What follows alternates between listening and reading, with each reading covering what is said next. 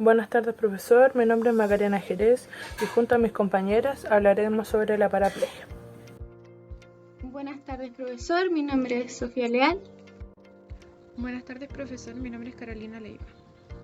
En la introducción empezaremos explicando un poquito más en general qué es el sistema nervioso.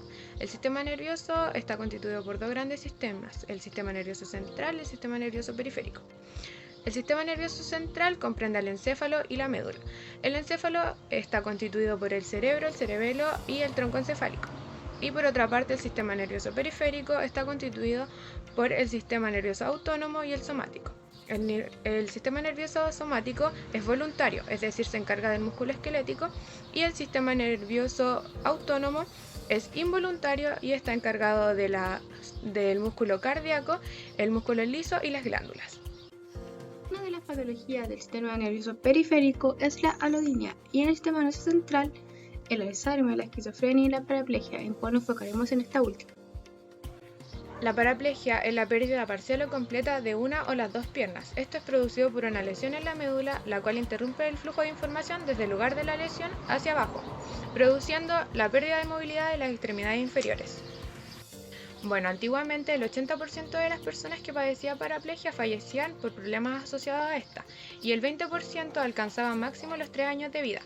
Esto se debía a que, como mencionamos anteriormente, una lesión en la médula interrumpía el flujo de la información, produciendo que la persona perdiera la sensibilidad, el control de la vejiga y el intestino, y terminaran falleciendo.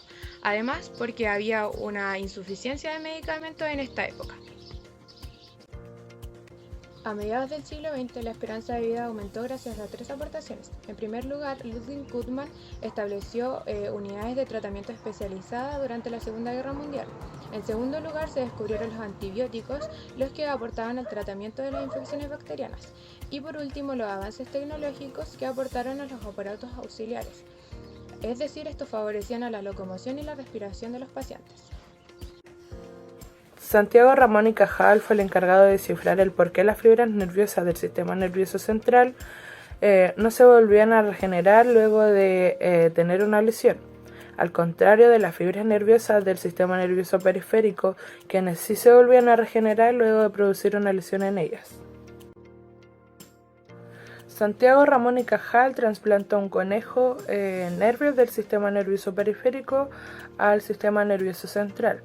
Su experimento consistió en extirpar o extraer a uno de los conejos un segmento del nervio ciático del sistema nervioso periférico, luego lo implantó en el cerebro del mismo animal.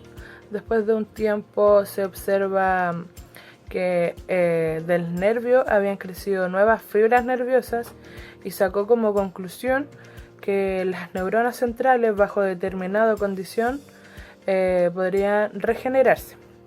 Este experimento quedó en el olvido hasta los años 70 del siglo XX. Álvaro Aguayo combinó los experimentos de trasplante tal como lo había realizado Ramón y Cajal en su época y comprobó que un fragmento de tejido del sistema nervioso periférico implantado en el sistema nervioso central permitiría la aparición de brotes de neuronas centrales. Además, observó que un tejido del sistema nervioso central implantado en el sistema nervioso periférico no producía ningún efecto, y esto lo comprobó gracias a que tiñe las células nerviosas de manera que se hiciera más visible el crecimiento de las fibras. La Universidad de Zúrich hace una búsqueda de las sustancias inhibidoras del crecimiento del sistema nervioso central. Mediante experimentos con cultivos celulares de neuronas, se determinó que el no crecimiento de las células nerviosas del sistema nervioso central se debía a la mielina. En el sistema nervioso central, quien forma la vaina de mielina son las células gliales, llamados los oligodendrocitos, estas quienes impiden el brote de las fibras nerviosas. Pero en cambio, en el sistema nervioso periférico, las células gliales, quienes forman la mielina, alrededor de las fibras nerviosas son llamados las células de Schwann. Para verificar que la molécula no impediría el crecimiento de las fibras nerviosas, la universidad realizó un experimento el cual consistía en ingresar un anticuerpo. Esto quiere decir que una proteína producida por el sistema inmunológico o artificialmente, la cual se encargaba de eliminar las sustancias que sean extrañas para los organismos. En este caso, el anticuerpo inhibiría la actividad de las moléculas que tenían los oligodendrocitos, que permitiría que el brote de las fibras nerviosas del sistema nervioso central.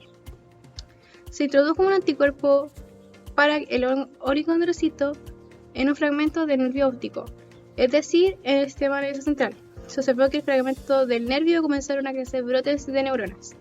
Y gracias a este experimento se confirmó la hipótesis que producía que el sistema nervioso central habían determinadas sustancias que inhiben el crecimiento de las fibras nerviosas. Posterior a esto se comenzó a descubrir cuál era la molécula de la mielina que inhibe tal brote de neuronas. Dicha proteína fue bautizada con el nombre de novo. Para comprobar esto, se crearon anticuerpos de novo y se introdujeron en las células cultivadas, y se observó que las neuronas comenzaron a formar prolongaciones, por lo que el equipo de la Universidad de Zúrich comprobó su hipótesis. Este equipo quería comprobar si se podía introducir estos anticuerpos en personas con paraplegia, pero necesitaban un organismo parecido al de los humanos, ya que las células cultivadas no eran demasiado confiables, por lo que utilizaron ratones como organismo de modelo. En este experimento los ratones debían ser muy activos, es decir, que se les facilitaran las actividades motoras. Es aquí donde los ratones se les lesiona la médula espinal, paralizando una de las dos patas traseras. Posteriormente se le introducen anticuerpos novos con una bomba ubicada debajo de la piel del animal o directamente en la lesión de la médula espinal. Por otra parte, a otro grupo de ratones se le introducen anticuerpos de control, es decir, placebos, en donde no se le observa ningún cambio en ellos. Aclarar que antes de realizar el experimento sometieron a los ratones a ejercicios que permiten saber si mantenían el equilibrio, coordinación y la manera adecuada de mover las patas al cabo de 2 semanas, en donde los ratones tienen en su organismo anticuerpos nuevos. Lograron recuperar la capacidad de movimiento por completo y las fibras nerviosas crecieron alrededor cercano a la lesión. Bueno, esto dio esperanza de que posiblemente los anticuerpos nuevos podrían recuperar a los pacientes parapléjicos. Sin embargo, había una posibilidad de que estos anticuerpos fueran detectados por el sistema inmunitario de las personas y fueron destruidos, por lo que la universidad junto con una farmacéutica crearon anticuerpos para humanos. Bueno, se analizó la efectividad de los anticuerpos nuevos para los humanos en los monos, ya que eran los animales con el organismo más parecido al de los humanos.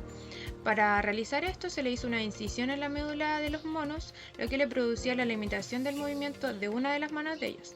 Sin embargo, esta fue recuperada gracias a los anticuerpos nuevos.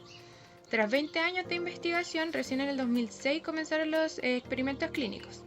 Y en el 2009, el fin de los experimentos clínicos era definir la dosis correcta y la forma de administrar estos anticuerpos en las personas con paraplegia. Se investigó cuál era el momento óptimo para administrar la dosis en donde el usuario tuviera un mayor beneficio, y es aquí donde se deduce que para administrar este tratamiento solo debían participar usuarios con lesiones recientes, ya que más tiempo pasaba de la lesión era mucho más difícil tratarlo. El porqué es porque se formaban cicatrices de la lesión. El neurólogo Ludwig Guttmann decía que los usuarios mejoran la movilidad si entrenaban o trabajaban de manera intensiva en la extremidad paralizada. Para comprender de mejor manera este efecto, analizaron cómo funcionaban los ratones con una lesión en la médula al someterlos a ejercicios en una cinta de correr. Se observó que a medida que las ratas se ejercitaban, aparecían conexiones nerviosas nuevas y su capacidad motora mejoraba, al igual que con la terapia de anticuerpos nuevos. Donde como conclusión, que usuarios tendrían un mayor beneficio si estos dos tratamientos son combinados y complementados, es decir, una dependencia de uno de la otra. ¿Cómo será la terapia de paraplegia en el futuro? Es posible que las investigaciones y médicos se basen en 3 líneas de tratamiento, las cuales son delimitar lo antes posible la zona de la médula que esté lesionada, esto para poder restringir la formación de cicatrices de la zona. Administrar dosis de anticuerpos de nuevo para poder estimular el brote de fibras nerviosas. Y por último, el implementar una terapia de ejercicio activa y pasiva, con el fin de mejorar la movilidad, prevenir los espasmos musculares y reforzar las conexiones nerviosas actuales de los usuarios y nuevas. Para finalizar, consideramos que los experimentos realizados y la hipótesis confirmada dieron un gran paso y fueron totalmente relevantes para un posible tratamiento de la paraplegia, aportando información crucial, la cual debe considerarse en un futuro al momento de administrar esta terapia.